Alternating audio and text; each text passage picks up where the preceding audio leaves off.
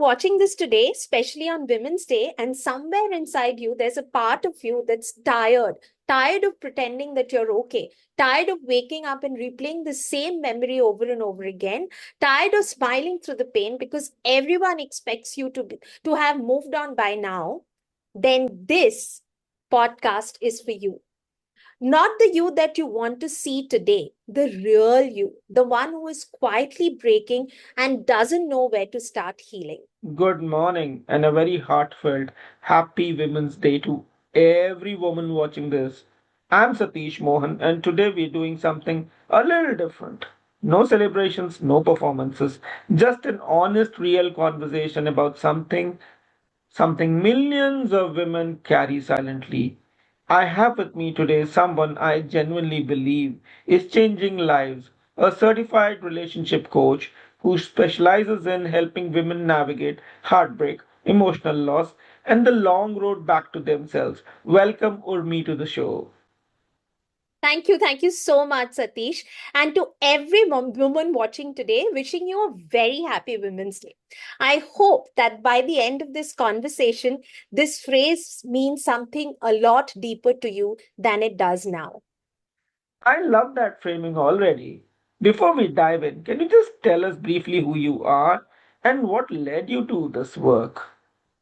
Of course, I'm Urmi Dasgupta. I'm a corporate professional with 19 years of experience in L&D, talent management, and customer success in the edtech space. I have been working as a certified relationship coach come healer for the last 7 years, and what led me here is actually quite personal. I went through a soul-stirring relationship breakup, that is a divorce a few years back after having my child.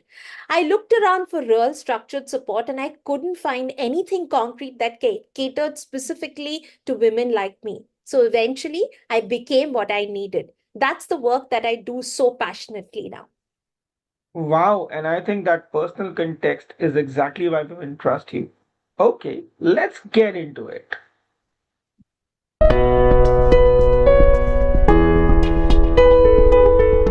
Let's start here because I think a lot of women feel ashamed of how much they're hurting, especially after a breakup. We expect them to be stronger and move on, as if grieving a broken marriage is a matter of shame. Why does heartbreak feel so viscerally, physically devastating? This is so important, and I want every woman to hear this clearly. The pain that you feel after a relationship ends, especially a deeply bonded one, is not weakness, it's neuroscience. When we fall in love, our brain is flooded with chemicals dopamine, oxytocin, serotonin. These are the same chemicals involved in addiction. So, when the relationship ends, especially abruptly, or when there's emotional betrayal, your brain goes through withdrawal, literal withdrawal. The same neural pathways get activated when someone is addicted to a substance, also get activated when you're missing that specific person with whom the Mm-hmm. breakup happened. Mm-hmm. There's even research showing that the brain processes social rejection in the same region that processes physical pain. So when you say, I feel like I've been punched in the heart, that's not a metaphor, that's a neurological reality. That's extraordinary. And yet, how many women are told to just move on?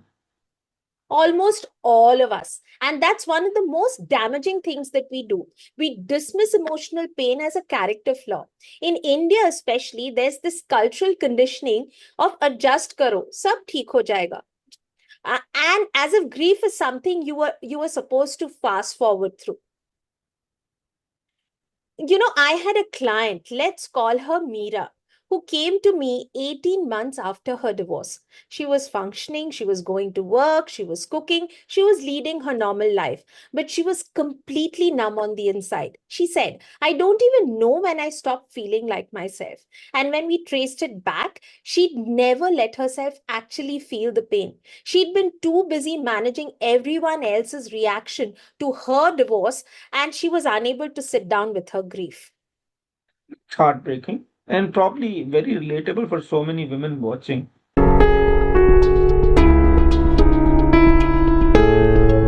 So we understand why it hurts, but why do women specifically struggle so much to let go? I see this a lot. Women who intellectually know a relationship was harmful but can't emotionally detach. What's happening there? There are multiple layers to this, and they're all interconnected. The first is the attachment style. Most of us form our attachment blueprints right since childhood. If you grew up in a home where you felt love was conditional, unpredictable, and people were emotionally unavailable, you're far more likely to develop what we call the anxious or the avoidant attachment style. And anxious attachment in particular creates this loop where the more unavailable someone is, you intensely want to pursue them. Can you break that down a bit more? Think about it this way. If you had a parent who was sometimes warm and sometimes cold, your nervous system learned to be in a constant state of Hmm. hypervigilance, always scanning. Are they okay with me? Did I do something wrong? Will I get a scolding? That hypervigilance doesn't disappear when you grow up. It transfers directly into your romantic relationships. And the cruel irony is when the relationship ends, your nervous system doesn't know how to settle. It keeps scanning for the threat, keeps trying to fix things, even when there is nothing to fix. Then there is a cultural layer, which is enormous, especially for Indian women. From a very young age, many of us are taught that a good woman is a selfless woman, that your value is tied to how well you hold the family together, how little you demand, and how much you sacrifice. So when a relationship ends, whether it's a marriage or a long partnership, women don't just lose a person, they lose their entire sense of identity, their role, their place in the entire social order. That's such a powerful point. It's not just grief, it's kind of identity crisis. Exactly. I worked with a woman, let's call her Piyu, who had been married for 11 years. When the marriage ended, she said to me, I don't even know what I like to eat anymore. Everything I cooked for my husband and my children. She'd spent a decade slowly erasing herself, and she didn't even realize it until she was finally completely alone. It's devastating and incredibly common, I suspect.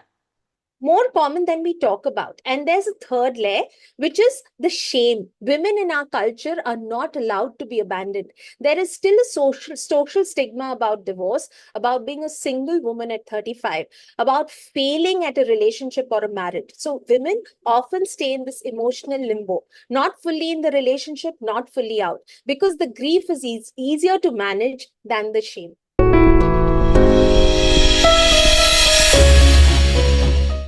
Okay, so we've named the pain, we've understood the roots, and now let's talk about what women can actually do. If someone is watching this today and she's right in the middle of it, what does she do first?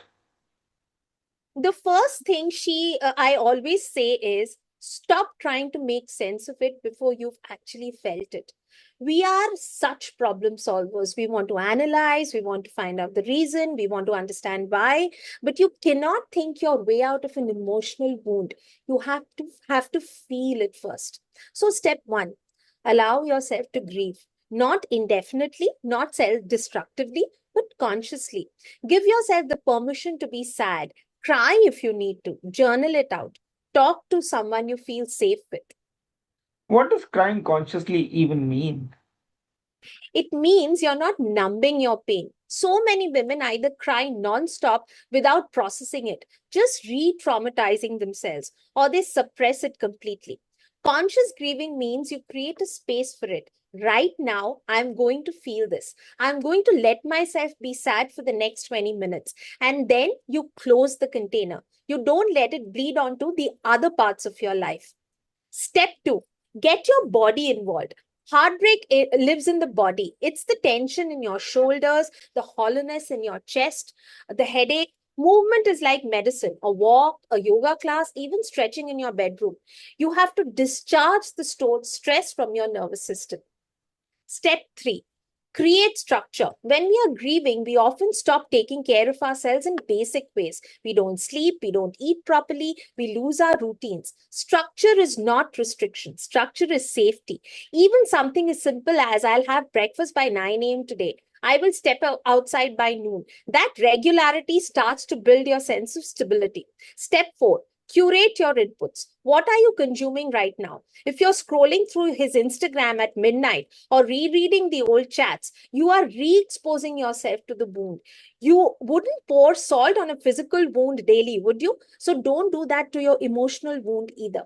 Step 5, and this is non-negotiable: seek support, not venting, but support. There's a difference between talking to a friend who validates your pain and talking to someone who helps you process and move through the pain. A trained Hmm. coach, a therapist will give you the right tools. A community of women who understands your grief will help you. Both matter. That's so clear and actionable. I love how you said structure is safety. That really landed. Because it's true. Chaos feels like freedom when we are in pain. Like I don't have to care about anything, but it actually deepens the dysregulation. Safety is what heals.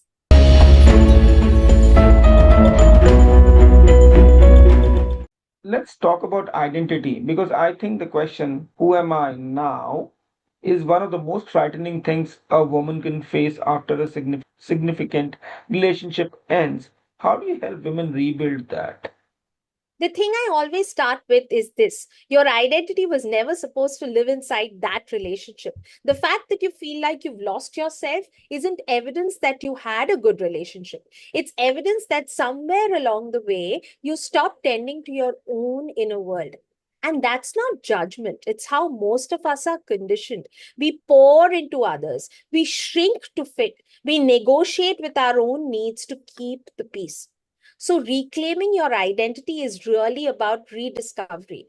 I take clients to what I call the before and after exercise. We go back and look at who you were before the relationship started.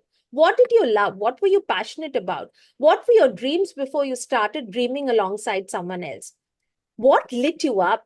Many women cry during this exercise, not from sadness, but from recognition. Like, oh, I'm still in there. That's beautiful. And what about self-worth? Because I think a lot of women conflate their worthiness with whether someone chooses to stay or just move away. Yes, and that is the deepest wound, I think. When someone leaves you or betrays you, your brain immediately starts looking for a reason. And because we are conditioned to take responsibility for everyone else's emotional experience, we almost always land on, I wasn't enough. What did I do wrong?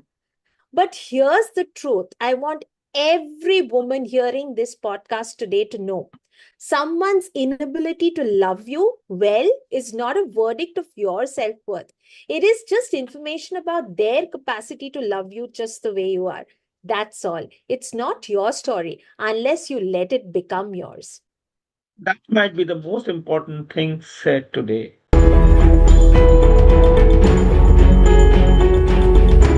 I want to talk about the work you built, the Heartbreak to Happiness course, because I think what you've been describing today is exactly what it addresses. Can you walk us through what the program is all about? Sure. And I want to be honest about what it is and what it isn't. It's not just a quick fix. It's not just a 10 steps to forget your ex kind of program. It is a structured, deeply supported transformation journey designed specifically for women who are navigating heartbreak, divorce, emotional betrayal, or the confusion that comes after a long term relationship suddenly comes to an end. It is built on three primary pillars. The first pillar is all about recognition, right? Generally, when a breakup happens, the first reaction is to blame it on ourselves, right? But we also tend to blame it on others. We say, he left me, no one understood me, the society is so cruel, I did not get the support that I deserved, so on and so forth.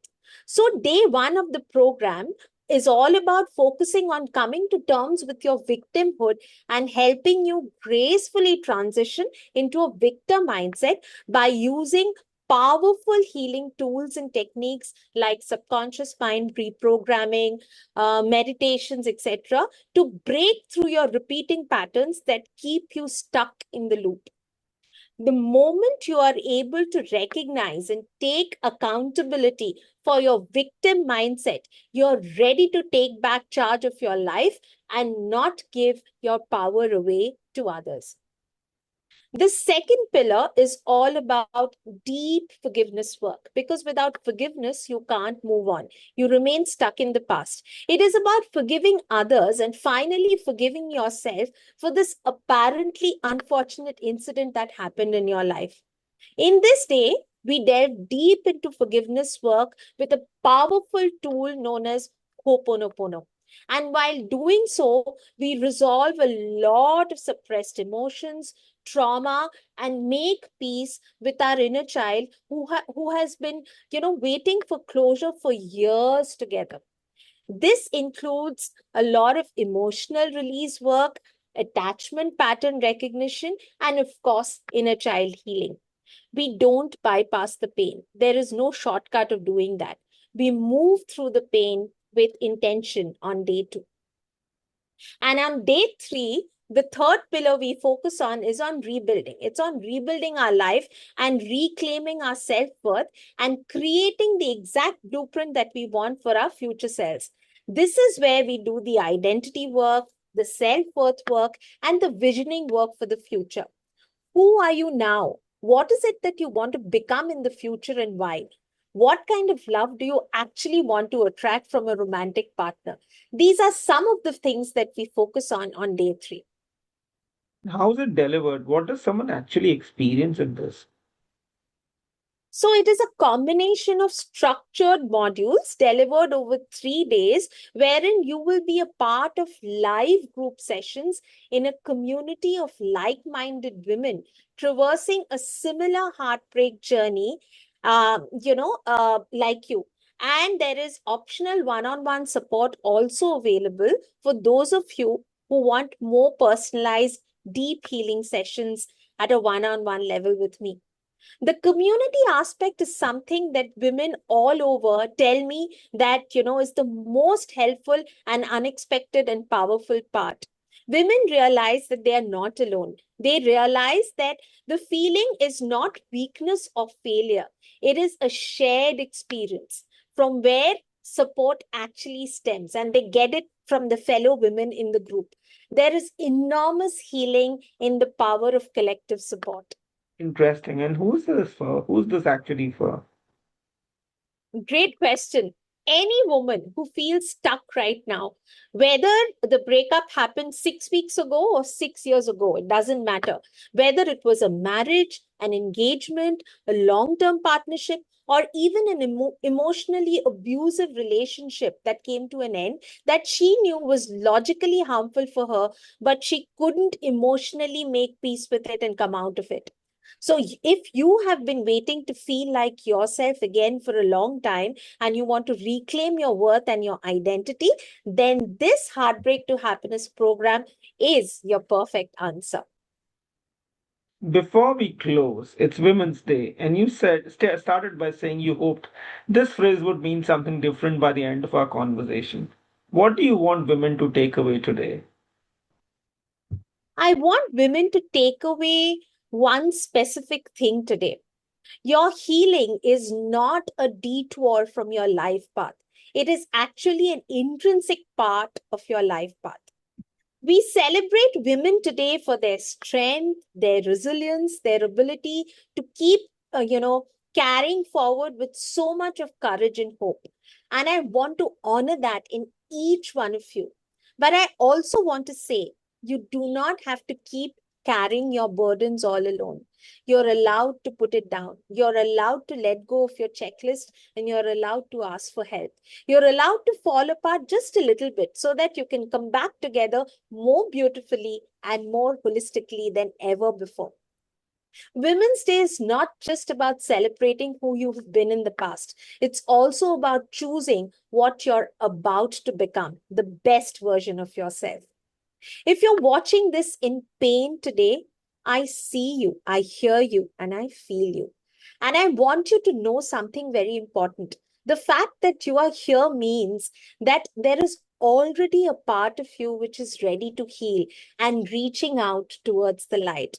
Don't let go of that part of you because she already knows where to go. So please follow her and she will show you the way. Thank you so very much. for your honesty, your wisdom, and for everything you're doing for women everywhere. Happy Women's Day. Happy Women's Day to you, as well as to all the women in your life and to everyone watching. I just want to let you know you are definitely way, way more than your heartbreak, and you are worth the healing. So don't stop, don't give up. Be on this journey, and I will see you soon. Thank you so much. Thank you. If this conversation touched something in you today, don't let that feeling fade. Share this video with a woman in your life who needs to hear it. Drop a comment below telling us one thing you going to choose for yourself starting today. And if you're ready to take that first real step, the link to the free Victim to Victor Mindset webinar is right in the description. Don't overthink it. You've waited long enough. Subscribe to our channel so you don't miss what's coming. And until next time, take care of yourselves and be happy. You deserve it. Thank you.